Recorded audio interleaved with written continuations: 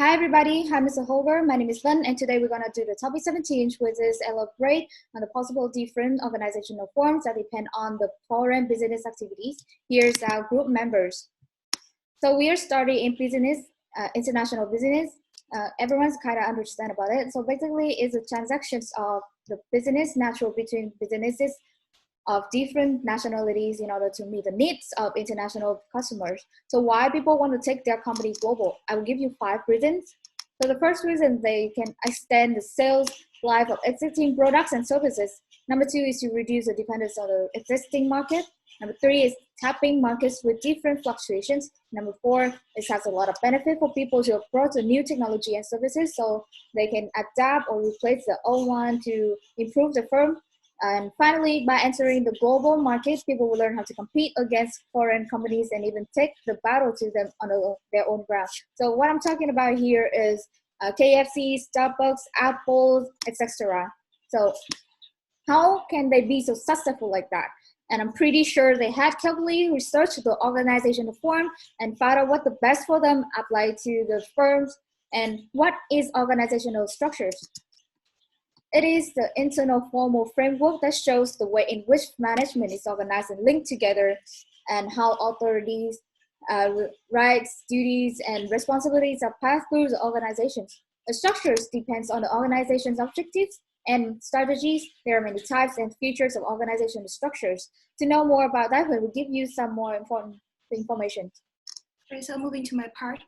First of all, I'm going to talk about the horizontal organization, which is also known that as the flat structure, which means there are very few managers and employees can make important decisions without having to obtain executive approval. For example, I can say Nike, their flat setup teams are divided based on the product and report to product managers, while also remaining accountable to board department manager.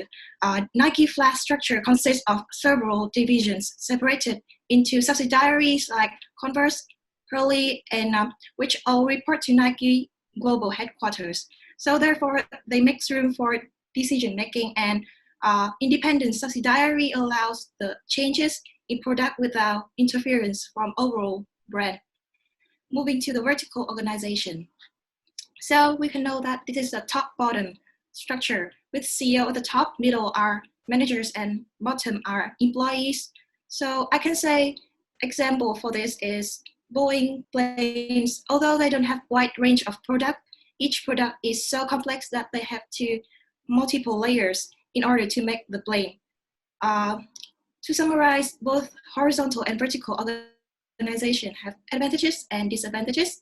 Vertical organization are efficient, they can make decisions quickly. Employees have clearly defined duties. However, vertical structure can be rigid with many rules, and employees may feel like their input is not important. Horizontal structure have fewer rules, and they put more power in the hand of employees, which can increase the motivation levels of them. However, flat organizations are less efficient, taking more time and resources to make the decision. Now moving to Kimchi's part. My part is about 2 types of organizational structure, functional structure and division. Let's begin with the functional structure. As you can see on the slide here is a definition, advantages and disadvantages, but Dr. Holger told us detail about these 2 parts, that in order not to waste your time, I will deeply give you some example for its application, depend on various business activity. We choose Vietnam Milk, the company that the main product are from milk. Each of the department in the organization takes on different fields such as exporting activity is operated by exporting department or sometimes by marketing department. But in some occasions, the department of exporting also takes part in the process of recruiting foreign sales or agency personnel, because the staff in this department have a better knowledge of foreign market than the others, so that exporting product to foreign market will be easier and more effective.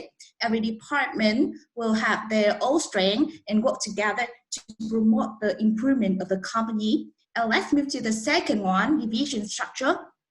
A company that we take for the example is famous for the fast food, McDonald's Corporation, has a divisional organizational structure. The corporation divide into geographical, process, and customer structure. In the process structure, all the information, benefits, and feedback is collected from the lowest department, which means the store manager. And the next one is about the geographical. You can see the difference between the menu of Muslim country and other. For example, Vietnam and Indonesia. Indonesia don't eat pork, so that the menu just only include beef and fish instead of pork like in Vietnam. This one shows the adoption of company to each region. And for customer structure, McDonald's system produce a special menu for the higher class of the society. We often call it the deluxe menu with the higher price, higher quality of the food, reach to the requirement of customer. And it's time for Phương. So my part is about matrix and hybrid structure, but the definition you have learned in the lesson, I'm going to talk more about how they depend on foreign business. So as you may know, foreign business requires diverse setting, regional differences, and multiple products. So the matrix structure can depend on this principle to operate. So it will make greater interaction and flow of information. Moreover, technology can transfer to foreign operations and new products to foreign markets. However, it inhibits the firm's ability to respond quickly to environmental changes in foreign business activities. So the best practice is when adopted by complex and diverse organizations. It can encourage cultural change. So moving to the hybrid structure. So foreign business activities require adaptability and flexibility. So this is very suitable for this structure to operate. So let's take Starbucks, for example. So it has the matrix organizational structure, which is a hybrid mixture of different features. So for example, the company's product-based divisions intersects with functional groups and geographic divisions. So the structure is suitable for expanding in foreign market. So there are three main features. First one is functional. So Starbucks plans to enter more countries. So the HR department must apply policy to all of the cafes in foreign market. The second one is geographic divisions. For the global market, there are three divisions. So this will support the geographic needs. So each division is given flexible adjustment and policy to suit the specific market conditions. So the finally is product-based divisions. So for example, the company has a division for coffee and related products, then another division for baked goods. So Starbucks can focus on product development, which will provide them the competitiveness in foreign market. So in conclusion, the structure is very suitable for expanding in foreign market. So the conclusion will be presented by Bùi Tiến Long. So in conclusion, so there is no doubt that every organization is different and there is no perfect organizational structure. To achieve business goal, a company must have an expert manager in business field to arrange and outline organizational design. From that, provide a critical framework that define how a company work through staff, processes, and operation. And one of the most important factors which determine a business success is management, including planning the right strategy, organizing efficient structure, directing human resources, and controlling activities. In this presentation, we have listed 4 structure and example to shed light in their advantages and disadvantages, along with the organizational structure. Well, what makes Starbucks, Vinamilk, Nike, and McDonald's become a rising star in global international business?